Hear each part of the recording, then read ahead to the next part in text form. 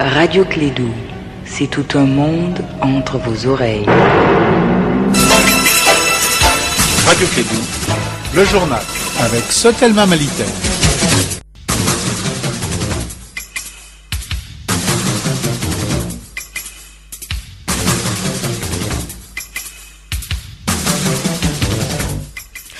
Mesdames et messieurs, bonjour. Merci de nous rester fidèles. Bienvenue dans ce journal. Les titres.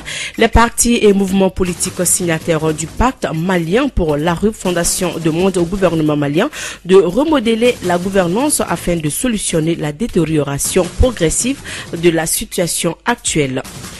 Également, les questions sécuritaires ont été abordées lors du 4e anniversaire de l'UCAP Sahel Mali. Cette organisation internationale vise à renforcer les capacités au niveau national pour lutter contre l'insécurité dans notre pays. Au Kenya, un complexe hôtelier a été attaqué à Nairobi par des rebelles islamiques Shebab.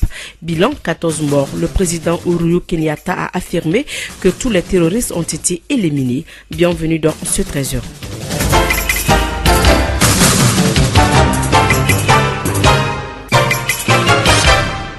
Les partis et mouvements politiques signataires du pacte malien pour la refondation invitent les Maliens à trouver une solution à la détérioration progressive de la situation politique, économique, sociale et sécuritaire nationale. Lors de leur point de presse, Modibo Sidibé, président d'EFA Ankaouli, croit à une refondation du Mali. Il explique. Pour l'instant, le Mali a un président de la République. Donc aujourd'hui, la question fondamentale, c'est si le président de la République, qu'est-ce qu'il veut faire de ce mandat? C'est de savoir sur quel signe va placer ce mandat. 100 jours pour rien. Ne veut-il pas faire un mandat pour l'histoire? Pour être celui qui va amener ces grandes réformes politiques et institutionnelles osées, qui va réinstaller le Mali en réaffirmant le sentiment d'appartenance malienne, en redonnant la confiance et la dignité aux Maliens pour qu'ils s'occupent de leur pays et dépassent aussi.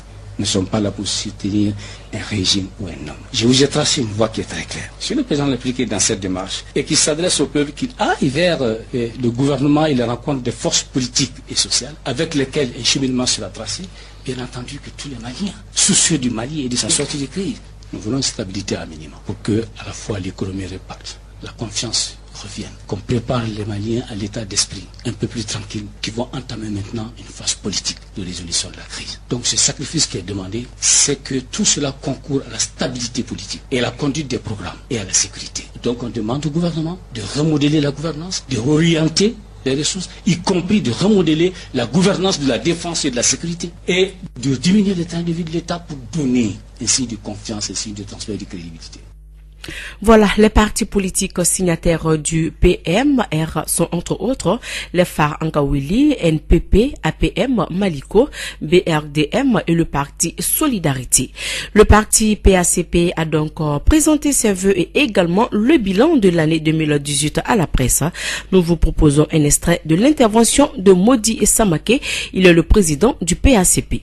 L'année 2018 aura été une année de crises multiples et diverses sur le plan national qu'international. Il nous aurait quand bien même permis de tirer les leçons des activités menées et d'entrevoir des issues de sortie de crise si l'on y mettait de la bonne foi. Que l'année 2019 soit pour l'ensemble du peuple malien une année de paix et de cohésion sociale dans le dialogue et dans la concertation. Nous saluons le gouvernement, la classe politique et l'ensemble de la société civile, les partenaires pour leur accompagnement à accepter et à permettre la tenue aux dates indiquées du premier et deuxième tour des élections, malgré le climat social délétéré et la situation sécuritaire fragile et fragilisée.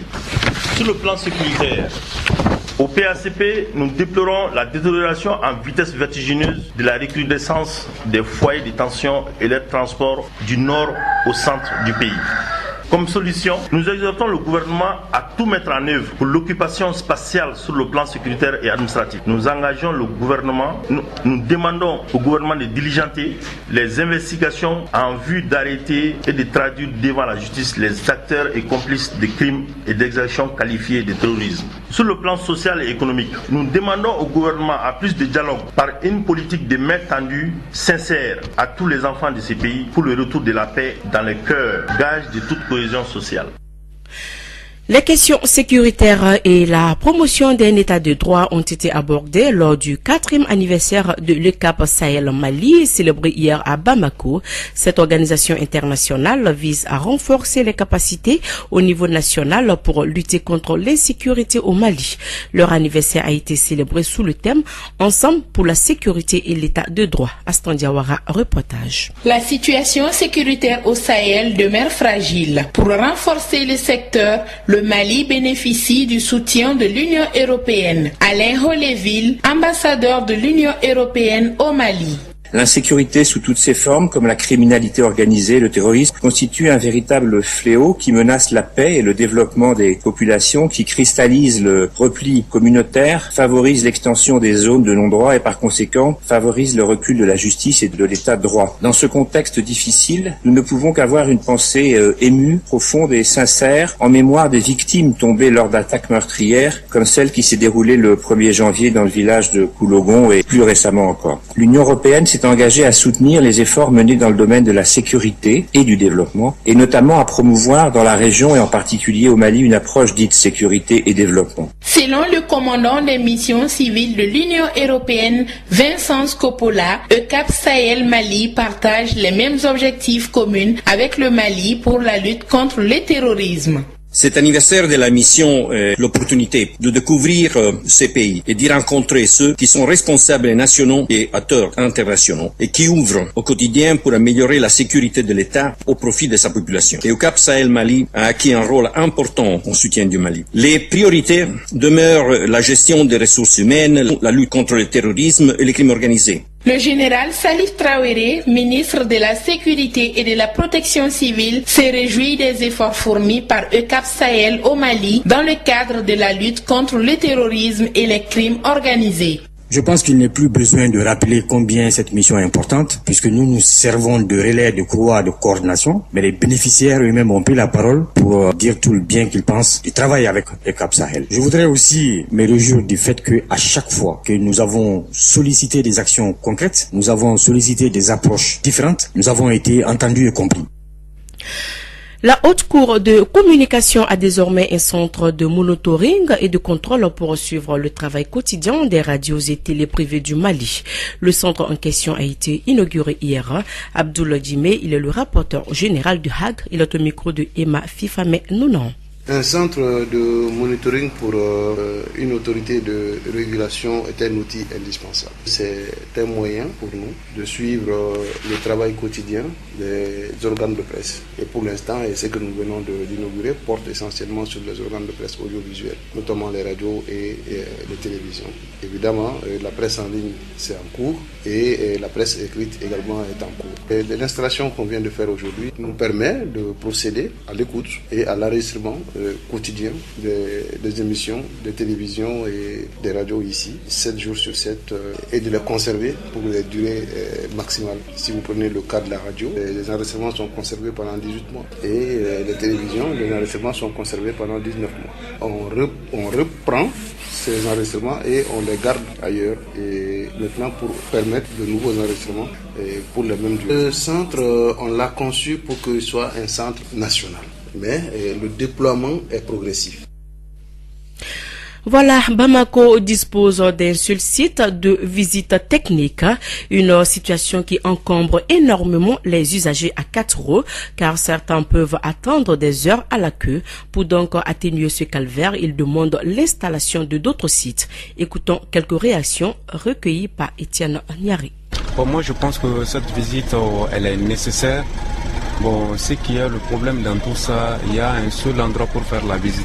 Si on pouvait multiplier vraiment ce genre d'endroits pour qu'on puisse faire vraiment facilement la visite technique, ça pourrait aller vraiment. Précisément, je viens d'arriver, sinon ma deuxième voiture est là dépasse 6 h du matin. Bon, il m'a appelé, il m'a dit qu'il y a trop de véhicules qui est là. Bon, souvent, il y a d'autres mêmes qui me disent qu'ils dorment ici, mais ce que moi je voulais dire à l'État, si vous pouvez au moins décentraliser, au moins envoyer dans toutes les régions pour Bamako, avoir chaque commune, c'était mieux. Depuis hier, je suis là. Je suis là hier depuis 10 h. J'ai passé toute la journée ici. Je n'ai pas pu faire la visite de la voiture. En effet, s'ils peuvent décentraliser les lieux, vraiment, ça sera mieux. Depuis ce matin, moi, je suis sorti à 5 h du matin. Jusqu'à présent, je n'ai pas encore eu l'accès au truc d'abord. Bon, C'est que moi je demande à l'autorité qu'ils songent à décentraliser ces choses-là, vraiment que toutes les communes puissent avoir un centre. Franchement c'est pas trop mal, mais il y a un peu de galère quoi en fait. Parce que déjà les gens des fois ils viennent depuis 5h, 6h du matin, presque on passe la journée quoi. Franchement s'ils pouvaient avoir des possibilités de créer un autre.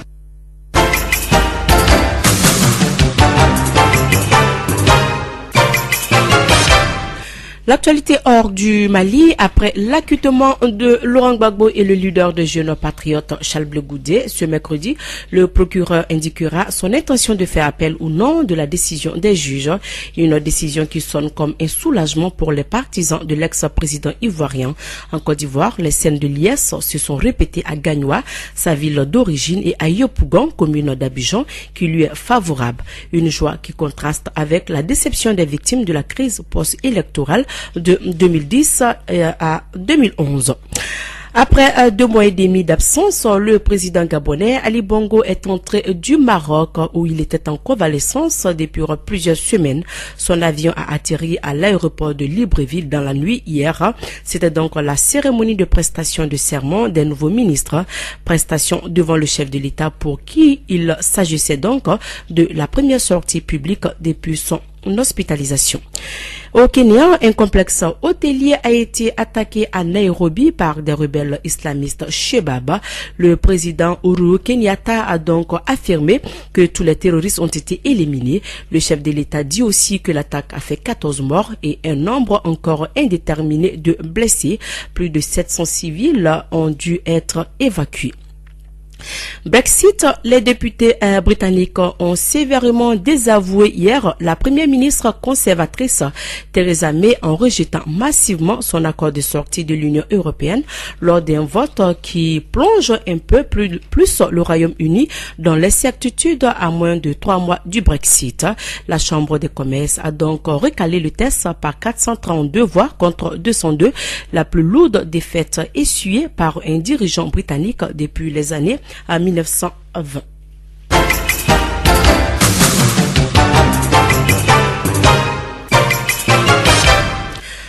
Retour donc au Mali, nous le savions tous, les mois de novembre, décembre, janvier et février sont des périodes de fraîcheur dans notre pays. Cette fraîcheur se caractérise par des vents froids et secs, chose qui n'est pas sans conséquence. Il est donc nécessaire de se protéger. Aminata Diallo nous parle du cas de Gao ainsi que les précautions. La saison hivernale est une saison comprenant les mois les plus froids de l'année. Elle se caractérise par des vents froids et secs. La ville de Gao enregistre 20 degrés de température. Cependant, cette saison n'est pas favorable aux très jeunes enfants de 0 à 2 ans et les personnes âgées. Les enfants perdent leur chaleur corporelle plus facilement que les adultes. Quant aux personnes âgées, en raison d'un métabolisme ralenti, d'une moindre activité physique et d'une alimentation ou d'une hydratation insuffisante. Abdelaziz Yacouba Maïga, médecin de la clinique Koïman du château de Gao. Cette saison entraîne beaucoup de maladies chez les enfants. C'est les infections respiratoires, les pneumonies, les bronchites, les bronchiolites. Donc cette saison est vraiment très défavorable aux enfants. Pour se protéger de cette saison, des précautions sont à adopter pour ne pas tomber dans la grille des maladies comme le rhume. Hormis la protection avec les vêtements, il faut les garder à la maison, surtout à une température ambiante. Il faut reconnaître que ces moments, c'est des moments de grande fraîcheur. Il faut aussi les laver avec de l'eau chaude et qu'ils boivent beaucoup de boissons, mais de boissons liquides chaudes, tout ce qui est liquide et qui est chaud. Certains parents sont conscients des dangers de cette saison et sont d'arrache-pied pour pratiquer certaines méthodes citées par le docteur ci-dessus. Pour lutter contre le froid, un bon petit déjeuner à base de fruits, de céréales et de laitage est conseillé en particulier pour les enfants. Ainsi, il convient de garder une alimentation équilibrée, de boire beaucoup d'eau, des jus de fruits de préférence chauds, des tisanes entre autres. Aminata Diallo depuis Gao pour la radio Clédou. Voilà, merci Aminata Diallo pour ces conseils. C'est donc tout pour cette édition. Le rappel des titres avant de boucler ce journal. Les partis et mouvements politiques signataires du pacte malien pour la refondation demandent au gouvernement malien de remodérer la gouvernance afin de solutionner la détérioration progressive de la situation actuelle. Au Kenya, un complexe hôtelier a été attaqué à Nairobi par des rebelles islamiques Shebab. Bilan 14 morts. Le président Uhuru Kenyatta a affirmé que tous les terroristes ont été éliminés. Et puis les questions sécuritaires étaient donc à l'ordre du jour du 4e anniversaire de l'UCAP Sahel Mali, célébré hier à Bamako. Cette organisation vise à renforcer les capacités au niveau national pour lutter contre l'insécurité. Voilà, c'est donc tout pour cette édition. Merci de votre fidélité. Dans un instant, votre page chronique. Hein? Radio Kédou, le journal avec Sotelma Mali.